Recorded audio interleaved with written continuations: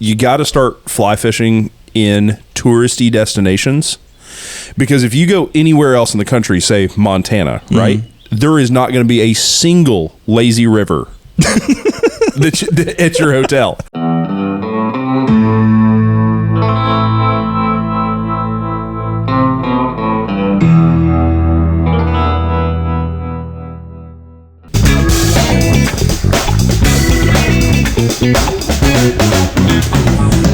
Welcome back to episode 3 of the Redfish Road Trip Podcast from the Skiff Wanderer.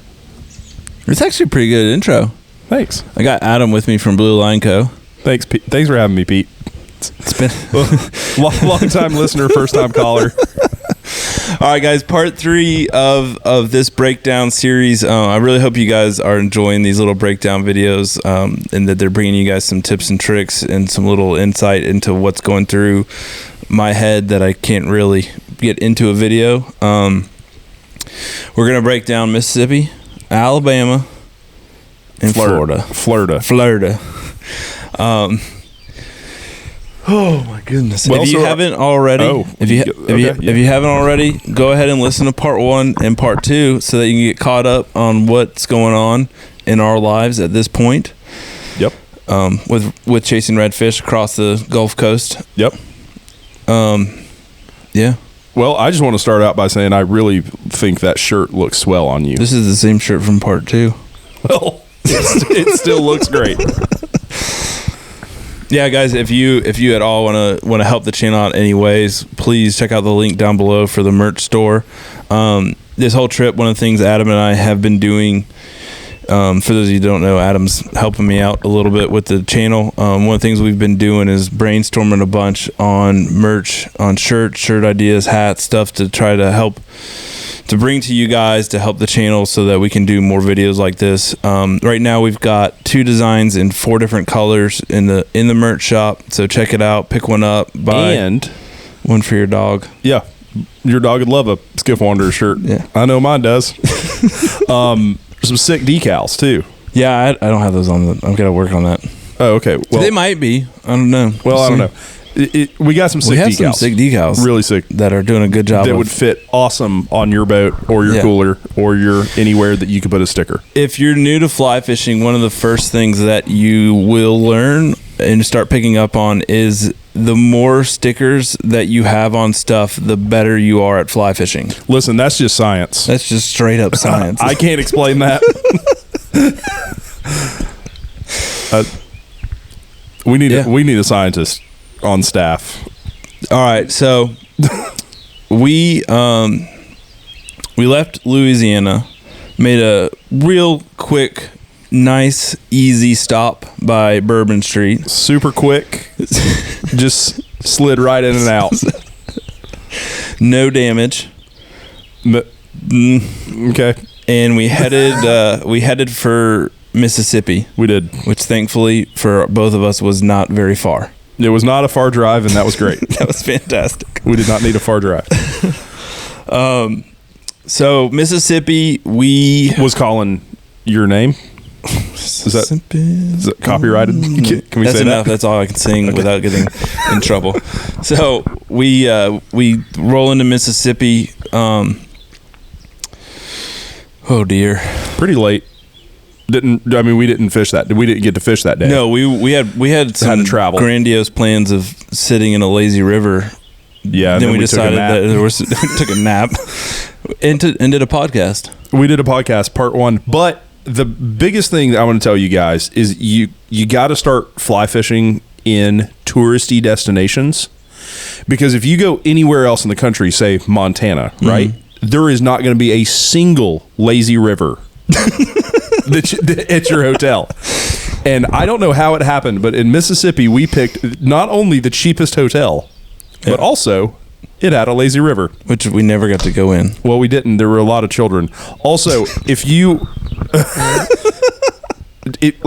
don't bring your kids to a fishing destination where I want to be in the lazy river. Like, that's not a child friendly environment. Fly fishing around there is kind of a little bit of a different pace compared to like a trout trip. Like a trout trip is a very, very different trip. I'm still a little mad trip. We did not end up with airbrush t-shirts out of this whole ordeal. I know we needed some souvenir t-shirts and you needed a henna tattoo real bad. I might run back by the coast on my way home and pick up some airbrush t-shirts. Yeah, we should have got some like full sleeve henna tattoos. Yeah, we should have. Got a hair wrap. I should have done the Mike Tyson tattoo, but of a redfish tail or something would have been sweet.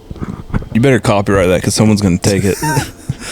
So, anyways, it was a travel day. We cruised in too late to town. Plus, we had other stuff to do. Obviously, there's a lot more that goes into these trips when we're filmmaking than if it was just me and Pete fishing, running and gunning. Would be a very different story. Yeah. So, anyways, had to take a day there after our 3 days in Louisiana and 1 day in Texas, all in a row. So yeah, we had to take a day to travel and get recouped. So rolled into Mississippi. You're doing great. Okay, thanks. So in the last podcast, we'd kind of developed a little bit of like a step-by-step instruction on DIY redfish trip. Yeah. Step 1, scout, like internet scout the night before, however long before, and make a list of spots you want to go see. Mm-hmm. Number 2, first day is move a lot, go to each of those spots and go check out and see if you're finding fish. Yep. And then hopefully day 2 you can start getting on a couple fish once you start seeing them. Then day 3 really go hard on those spots and dial that fishery in. And obviously, like and as you'll see when we start talking about Mississippi, the time frame for that can vary. Yes.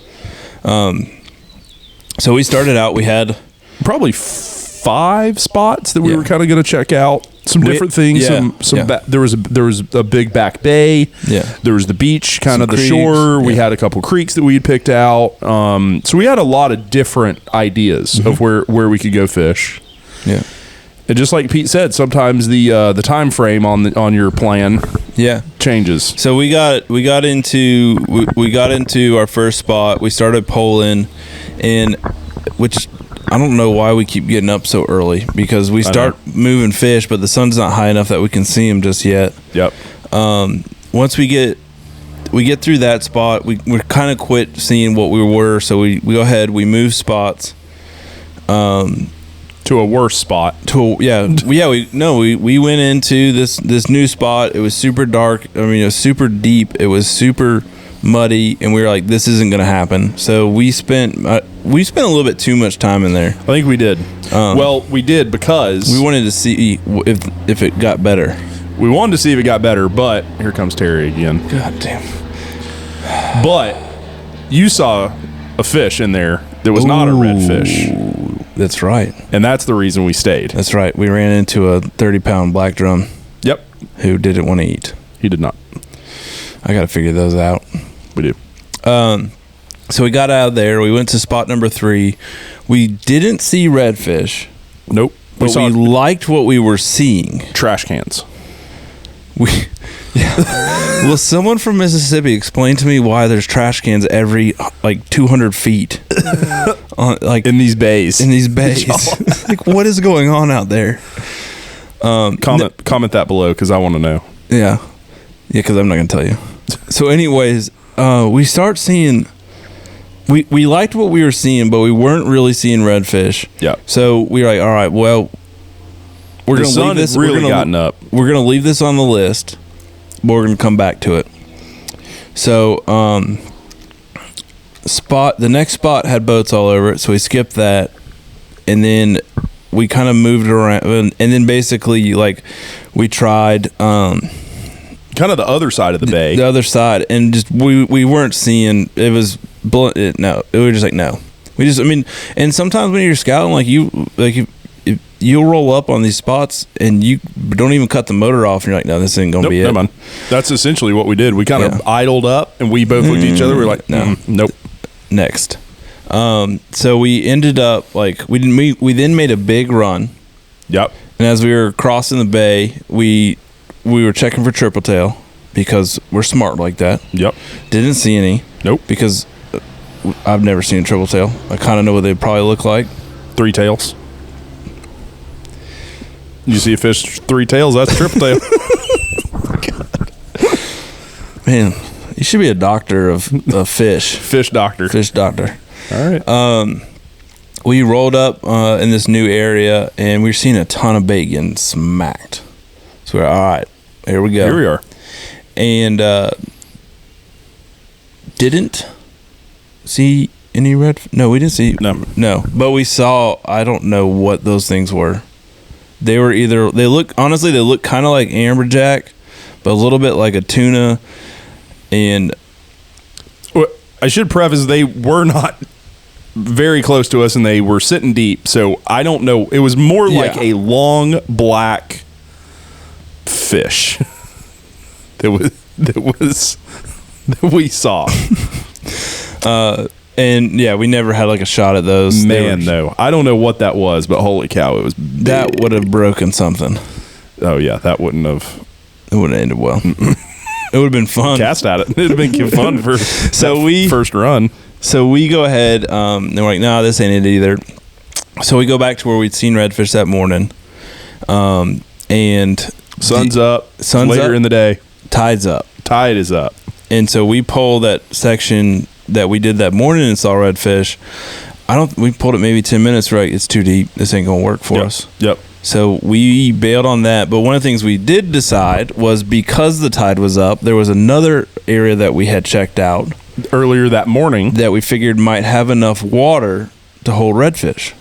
And that was that spot number 3 that we had been at. So we rolled up in there. There they were. Just right next to the trash cans. Lo and behold. Trash can, redfish. Trash can, redfish. Trash can, redfish. The next thing that we started doing, and this is where, you do your online stuff, you do your in-person stuff, and now we started getting our flies dialed in.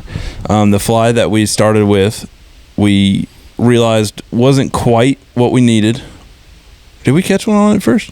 We switched to that dinghy crab. So in Louisiana, we'd been killing them on this bait fish pattern deal that we have coming out called the Mobile Leprechaun. And I want to know where to go with that. Show me to go. I love that video.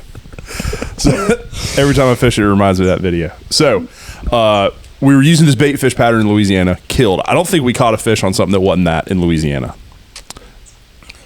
Sure. I don't think so. Anyways, I'll allow it. So we head over to Mississippi. We still have the same fly on, and we're like, I think we got to get something different. That water was definitely deeper. Yeah. The fish were sitting deeper. Yep. Because we could see them because they were deeper. Yeah. And we swapped over to our flagship redfish fly, the dinghy crab. Dinghy crab. Holy crap! That thing. You know what I'm excited for the dinghy crabs? What? Those sun hoodies that Eric Estrada drew up. Yeah, those are sick. Yeah, I'm excited. I know. We need to get those in stock for you guys. Yeah. But we've got... I'm going to buy all of them and resell them for more. That's how business works. Yeah. That's exactly what every rich person does. Yeah. I know. All right, anyways, we switched to the dinghy crab. Yeah, and I mean, there's there's 2 colors in 2 sizes with 2 types of flash with 2 weights. So anyways, there's a lot of options coming on that one. It's too many options. It is. I gave you guys too many options on it, but they're all the ones that I use. So, but we saw those fish cruising pretty slow. They obviously were kind of looking around more than they were out hunting. Right. And the extra weight helped us be able to get down to them because that leprechaun will swim really well. We didn't bring a sink tip line. No. And now we know those fish, like they weren't. You see those fish that are kind of moving, and a lot of times if you see a fish that's like moving pretty good, I like that bait fish presentation where you get that, and they'll turn on it real quick. Cut them off, with the cast, but when they're kind of just lounging around and hanging out, those are the fish that are hunting. Those crabs are the best fly I've ever seen for that, because you drop it on them and they're like, yep. Oh, thank you. It's not even a question. No. So we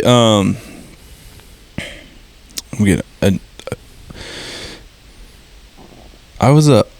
You were up. Was I up? Yeah. Did I catch the first one in Mississippi? Mm-hmm. Okay. Yeah. So we start pulling this area, and like I said, the tide came up. Everything was just lining up. Everything was looking great, and we knew where we really, really needed to see a fish to have like the best opportunity.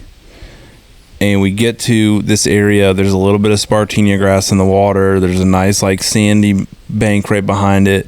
Redfish sitting right up there. I mean, it was doing classic. redfish things. I mean, yeah, it was 100% the classic. There should be a red. Oh, yep, he is there. There he is. And I dropped that dinghy crab, and he came at 100 miles an hour and just swallowed it.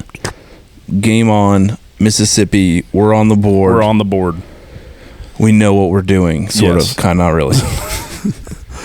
But it was exactly like like we keep saying, like pieced every single puzzle piece together, and then we knew we had everything in line, and now we just had to be patient and fish. Yep. And there he was. And then, not classic my fashion had been pulling you all day. We finally figure out what's going on. Yeah. Pulled you into that fish. I get off the pole for probably 5 minutes and I catch one. And then I'm back up on the pole. There's one thing I would tell you guys about saltwater fishing with Adam is he likes to catch fish in 10 minutes, so you get a lot of bow time. It's really, really nice of you to just, get up there and be like, boom, all right, let me shoot. There's a couple times that Pete was like redfish, and I was like, I need a break. Nope, I'm not casting at that one. That one's too small. Or Pete will be like, oh, black drum, and I'm like, yeah. You know what we skipped? What? No, you caught the first redfish, Mississippi. Because you caught the first fish in Mississippi that we totally forgot to talk about. Oh, God. Which was the creme de la creme catfish. Caught a catfish. Adam caught a catfish. And then we went and caught a redfish. That's right. And then, I saw him cruising, and I made a fantastic cast. Dude, it was great. And he ate it. Yeah, I'm still mad that you wouldn't let me get any photos of him. I wasn't going to touch the thing for photos. So, anyways, what we then started picking out as we moved down this shoreline was like anytime we started getting towards anytime we got around spartina grass or a good cut into the bank, we started seeing a lot of redfish. Yep. And the more and more we worked out towards this deeper channel that was in the area, we started seeing more redfish too. Yeah. We got in them thick. Yeah. There at the end. I mean, we caught all 3 redfish within an hour of each other. Yeah. Yeah, and it was like, hell yeah, brother. I think we went 3 for 4 on like good presentations. Yeah. We saw 4 fish and caught 3 of them. Yeah. That we actually presented a fly to. Yeah. It was pretty good odds. I was super impressed. That was first time fishing Mississippi. I'd never fished Mississippi. I've never heard people say good things about fishing in Mississippi. Yeah. It was fly fishing in Mississippi there. But from looking at the maps, I was like, there's no way there's not redfish sitting right here. Yeah. The science, Yeah. I called up the fish doctor. Here we go. The fish scientist told me. This is a serious podcast and you're ruining it. I seriously called the fish doctor. Who's the fish doctor? I can't tell you. Fuck. So, anyways, it looked great on the map. I'm so glad we went and checked it out. Yeah. It is 100% on my places to go fish again. Yeah. I would not skip over it. No. Like, even if I was headed to Louisiana, I would stop for a day and fish that again. We headed over to Alabama. We did. And now, when we got to Alabama, we had a crazy plan for fishing in Alabama. Yeah, the plan was a little nuts. We needed a very specific tide for what I wanted to do. And then we also needed almost perfect weather conditions. We were asking for perfect weather. We needed, yeah. And, I've fished with Pete a couple times in Texas, and so I was really excited to get Pete on kind of my home redfish water, Mobile area. You were excited the whole time. I know. Ooh, look at that. Ooh, look over there. Yeah. Ooh. Yeah. Ooh. nobody is like, I mean, people at least somewhat know about like the fly fishing on the Texas coast. Nobody knows about it. No one's ever heard of Texas. Wow. Yeah. Well, what else you got? You're spot burning really bad. But I was really excited. I started red fishing. I kind of cut my teeth red fishing in Mobile Bay, and I was really excited to get Pete into Mobile Bay. But like Pete was saying, we were kind of shooting for the stars on one of our plans that we were going to do, which unfortunately, well, I guess we it doesn't make a lot of sense what we did, but we skipped Alabama to go to Florida while we were waiting for the stars to align. Yes, it would be like you know that the stars should be aligning at some time, and you're watching the stars slowly creep into alignment. Exactly. So you're like, all right, well, while we're watching this happen, let's go red fishing in Florida. So we head to Florida. We skipped Alabama. Yeah. And we're circling back. So we head over to Florida. I really like this spot. I had fished where we fished before. Yeah. But I had really only waded this area. Yeah. I'd never really actually gotten to fish it out of a boat, which was kind of cool. I mean, obviously fishing out of a boat's cool. Yeah. I've caught fish wading, but just how quick you can cover water and see different areas and stuff was really kind of cool to do in the boat. So, what'd you think about it? Florida? Yeah, where we went. I absolutely that was awesome. I thought it was awesome. I really enjoyed fishing there. One of the things that was really interesting about Florida was it was probably the first time in my fly fishing where we got presented with a tricky situation, and that was that the water was so freaking deep that you could see fish in. And clear. I mean, crystal clear. That we could see fish in. That a few of the areas we were fishing, we needed a sink tip. Yep, and we did. We were ill prepared. Right, but I mean, everywhere that I've ever redfished, you never if you're gonna go catch redfish, put a sink tip line on because that's how you're gonna get them. It's no, just go find someplace shallower. Right.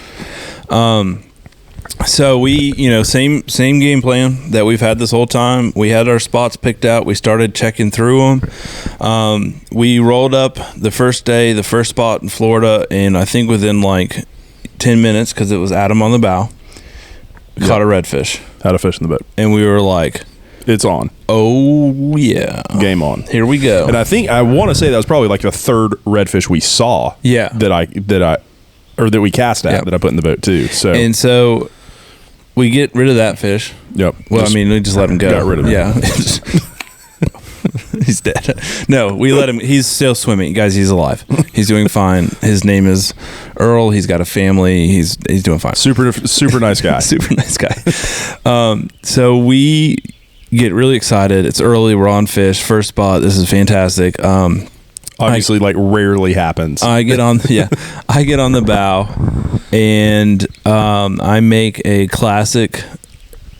I'm gonna call him out on this. I make a classic Zach Landry mistake.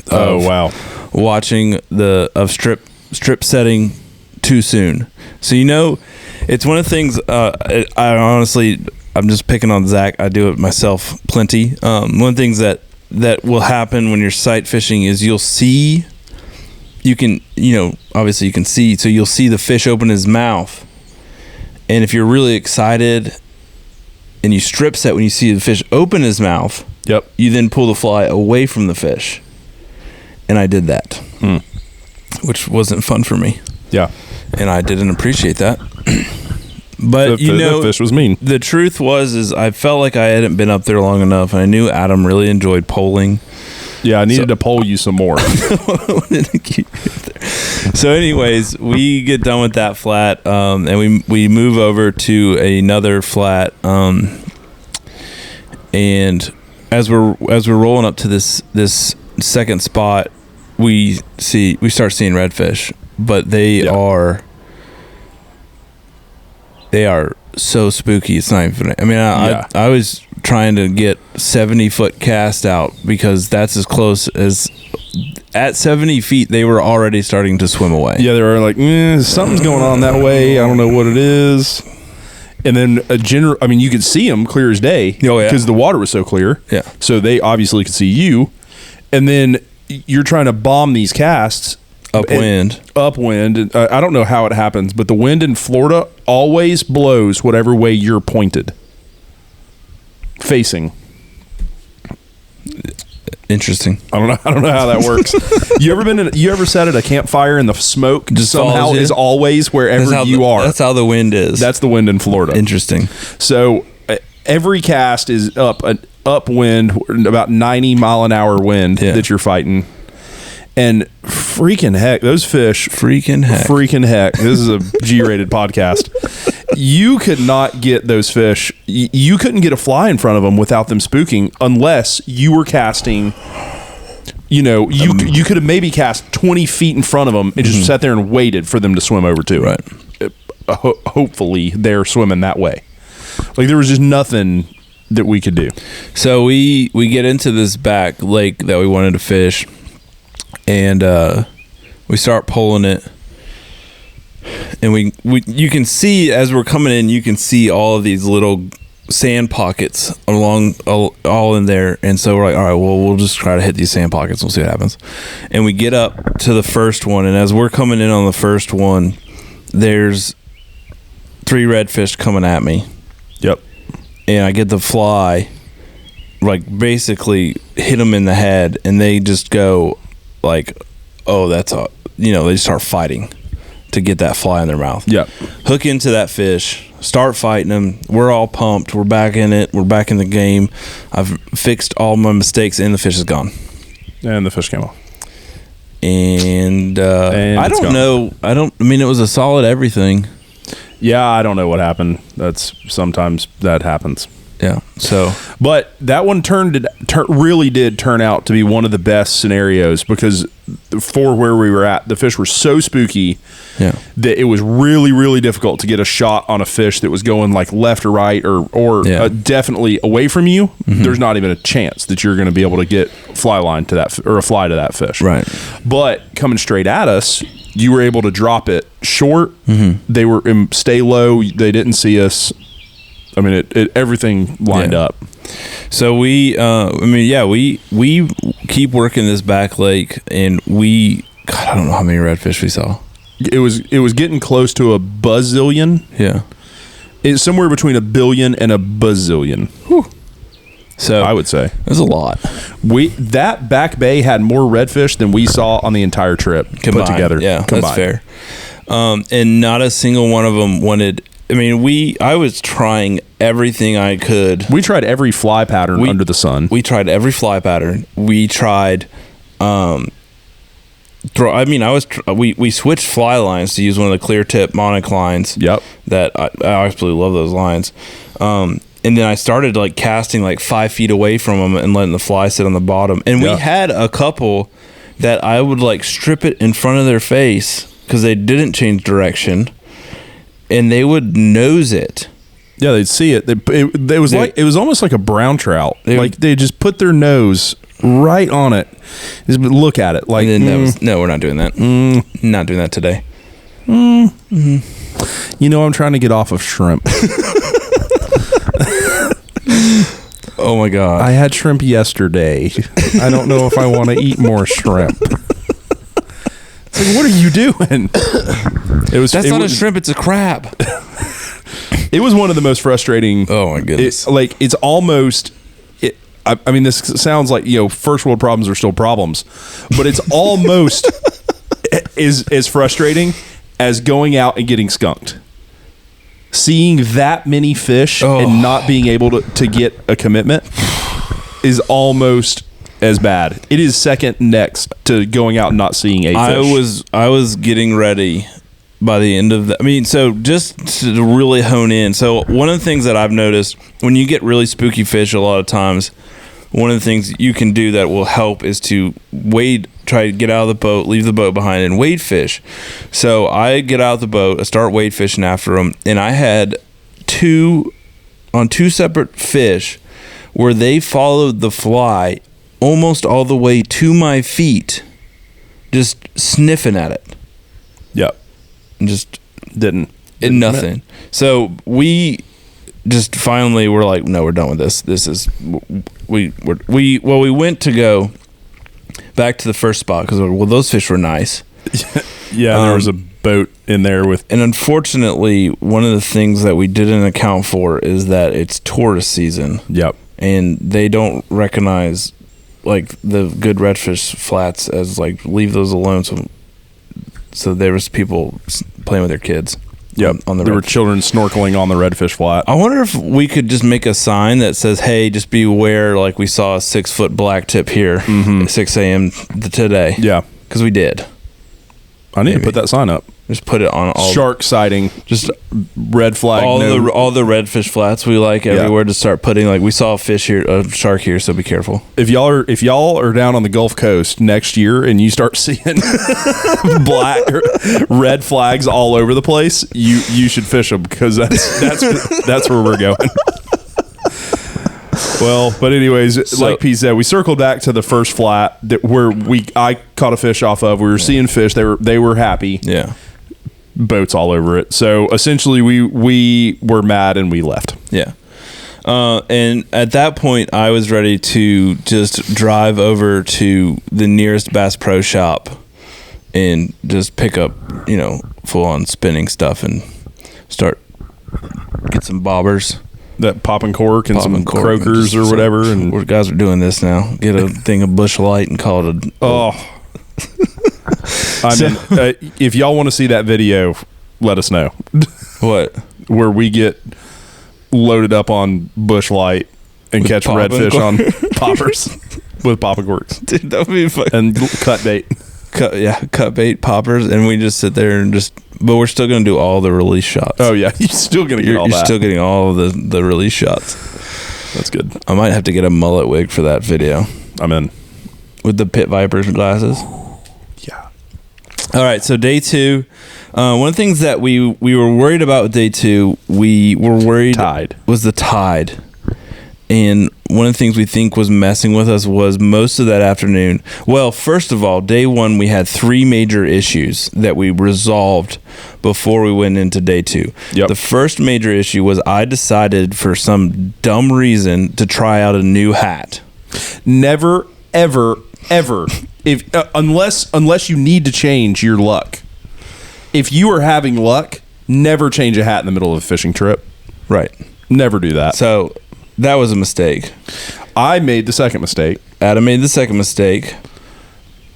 What'd you do wrong? I bought my favorite flavor of body armor, which is strawberry banana. Never, ever, ever bring bananas on a boat. Well, okay. When you're fishing. If I'm honest with you, though, I did not know that was strawberry banana flavor. I thought it was pink.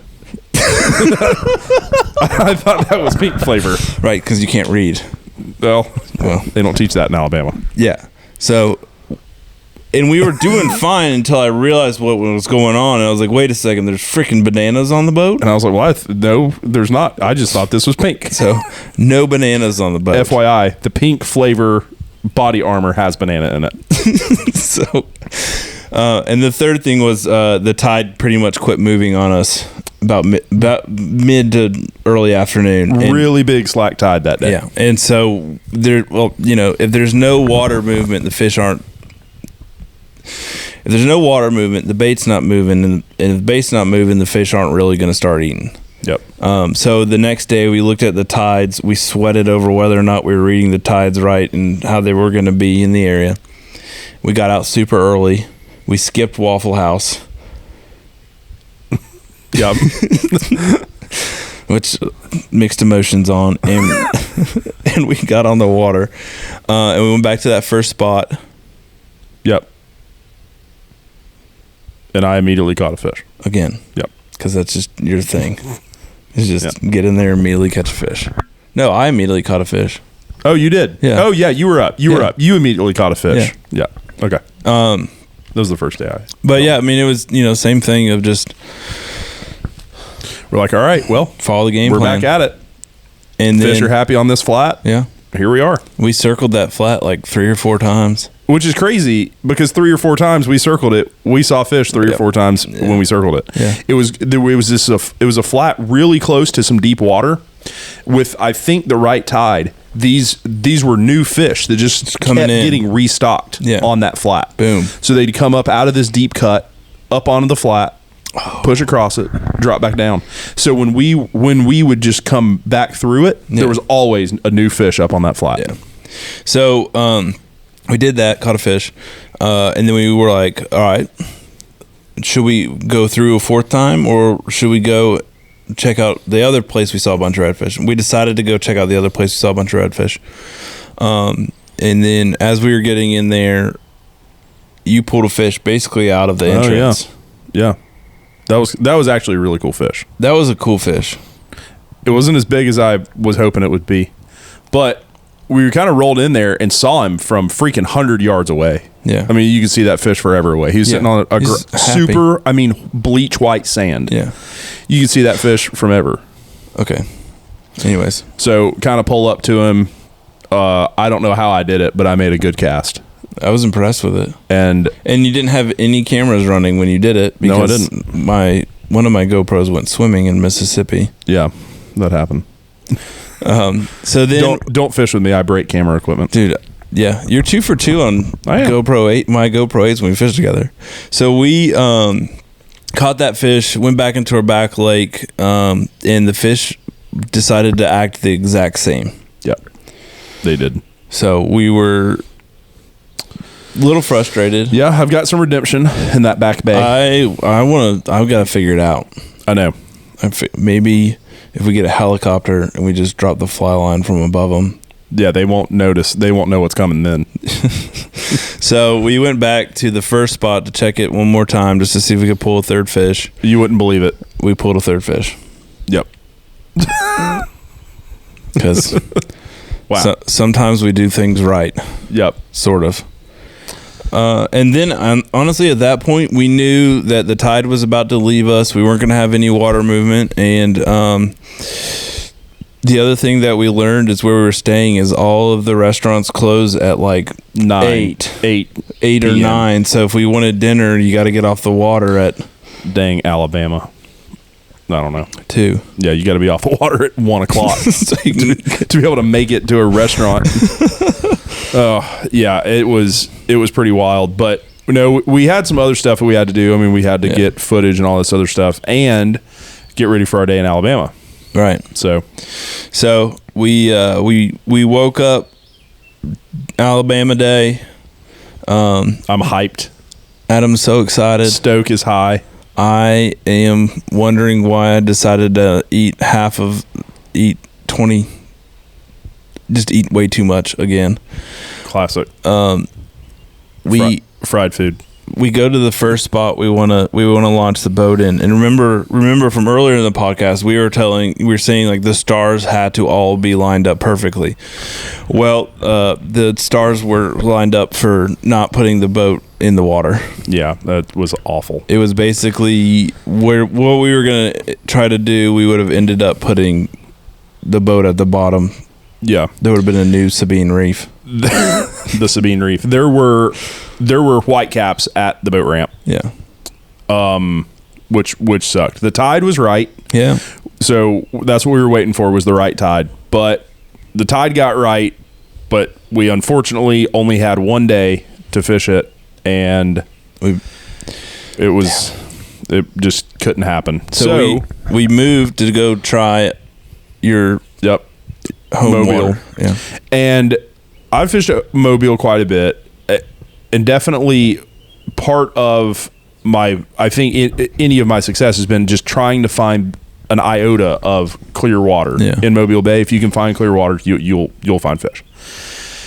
And man, I knew this was happening because we are now sitting in North Alabama, and I'd been watching it, but the northern part of the state got hammered for 3 days with a thunderstorm. Yeah. While we were down there. Weather for us was perfect in Florida. Yeah. But the middle of Alabama was getting murdered with a thunderstorm. Woo. So We get to the upper part of Mobile Bay, and I mean, it is. I don't even know what it was like looking. Literally, I didn't even know it was actual water. It was like looking at a dirt puddle. It wasn't great. I mean, it was like you couldn't see a millimeter into that water. No. So, unfortunately, Alabama beat us. We have to come back. Damn. We were doing pretty good, though, because we caught a redfish in Texas, Louisiana, Mississippi, and Florida. Yeah. Which is awesome. Really says something about me that we couldn't figure something out. There we go. In my home state. Yeah. I put fish on you and fish in my home state. Well, I was really excited to go check out the other stuff that I hadn't done, like Florida and Mississippi and new spots in Louisiana and new spots in Texas. Yeah. So here's the thing, guys. We're gonna try to make this an annual thing, Redfish Road Trip. So comment down below where you guys think we should try to find a redfish. See if we can roll. I don't know. It'd be kind of cool to like get a few spots that people are like, "Hey, you should go try to catch a redfish here," and see if we can pull it off. So just leave that comments down below. Hopefully you guys learned something from this series. Hopefully you enjoyed watching it. I can tell you we've had a lot of fun getting to do this, and obviously we both love fishing. We both love exploring new areas. If you haven't already, go over to BlueLineCo, give them a follow, check out their YouTube channel. They got some pretty funny videos over there, as well as some really good educational stuff for if you're into tying your own flies or stuff like that. Mm-hmm. And if you haven't already, for my channel, hit like, hit subscribe. If you're listening to this on iTunes or Spotify, please give it 5 stars, leave a review. Probably one of the best things you could do right now is then share it with any of your friends or all of them. You don't have to just share it with the ones you talk to regularly. You can share it to that guy from high school that you haven't talked to in years. I would. That's probably the best person to share it with, because either you're going to become best friends again or you just continue not talking to that guy. Yep, you got nothing to lose. Do it. Solid game plan right there. Well, yeah, we hope you appreciated kind of what we were up to. Yeah. Hopefully you guys took something away from it. Yeah. We did. We're really excited to get back out and try some of these other things that we kind of put together. And let us know what you want to see next. See ya. There we go. Bye.